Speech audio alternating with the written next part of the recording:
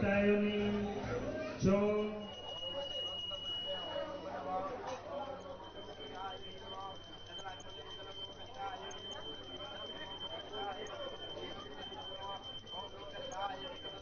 সবাইকে এই পুজো আমরা শহরের সাথে অনেক লাইটের বা দিক দিয়ে একটু নিম্নমানের হলেও আমরা এখানে যে আলাদাভাবে আমরা যে একটা আনন্দ ভোগ করতেছি, যে এটা আমরা মনে করতেছি যে এটা শহরে এই আনন্দ ভোগ করতে পারবো না।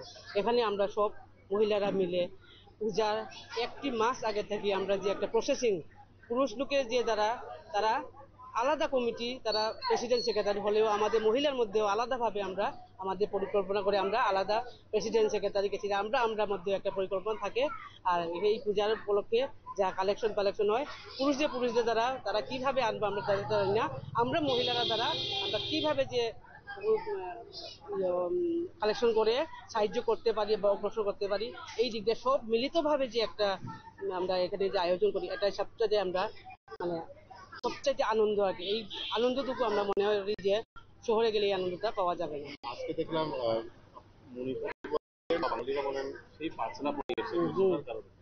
সেটা আমরা সবই একটা পরিকল্পনা করেছি যে আমরা অষ্টমীতে সব মহিলারা আমরা মণিপুর ড্রেস পরবো, আর আগামী নবমীতে সব মহিলারা আবার বাঙালি ড্রেস পরবো। কারণ আমরা দুই সম্প্রদায় যখন আমরা বাঙালি মণিপুরি যখন মিলিয়ে এই পুজোটা করেছি, সেই জন্য আমরা সবার কাছে বার্তা দিতে চাইছি যে মহিলারা একদিন বাঙালি ড্রেস ধারণ করব, একদিন মণিপুর ড্রেস ধারণ করব, এইভাবে আমরা একটা সৌন্দর্যভাবে আনতে চাইলাম। আমরা এই পুজোর কিছু সিক্রেসি খুলতে যাচ্ছি। আমাদের এই পুজো এবছর ধরে তিনবার মানে তৃতীয় বর্ষ পূর্তি। তো আমরা কেন এই পূজা প্রথম দ্বিতীয় এবং তৃতীয় বর্ষে পাড়া দিয়েছি? প্রথমে আমাদের এই এলাকার প্রায় মণিপুরি সম্প্রদায়, নাথ সম্প্রদায়, দাস, পাল ইত্যাদি মিলিয়ে প্রায় 200 পরিবার। তো আমাদের মধ্যে কোনো পুজো হতো না। তো আমাদের দীর্ঘদিনের একটা আশা আকাঙ্ক্ষা ছিল আমরা সবাই মিলে 200 পরিবারের কচিকাচারদের নিয়ে, মা বোনদের নিয়ে আমরা যৌথভাবে একটা পূজা করব, যা ইতিহাসে স্বর্ণাক্ষরে হয়তো গ্রামীণ এলাকায় হৃদয়ে স্বর্ণাক্ষরে লেখা থাকুক। এই প্রচেষ্টা থেকে আমরা প্রথম শুরুয়াত করেছি। তো এই শুরুয়াতে প্রথম দিকে যে প্রথম বর্ষ, সেই পূজাতে মূর্তিদাতা রাজীব সিংহ উনি মূর্তি দিয়েছেন। দ্বিতীয় বর্ষে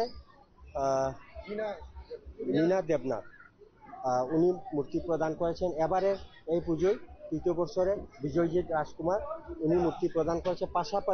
মূর্তির পাশাপাশি ওরা প্রতি বছর ভোগের যে আয়োজন, তো আমরা যে আয়োজনের মধ্যে আমরা মহাপ্রসাদ হিসাবে অন্নভোগটাই করে থাকি। 4 দিনই আমরা অন্নভোগ করি। তো মূর্তির দাতা একদিনে তারা সম্পূর্ণ ব্যয়ভারটা বহন করেন।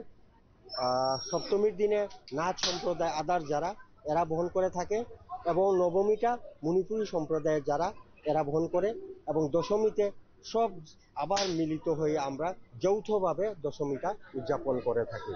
পুরোহিত থেকে শুরু করে দেওঘড়ি সমস্ত যে পরিকাঠামোর দিক দিয়া প্যান্ডেল থেকে শুরু করে সব আমাদের এই এলাকারই আশি পড়শি যারা এরা সহযোগিতায় আমরা এই পূজাটা করে থাকি।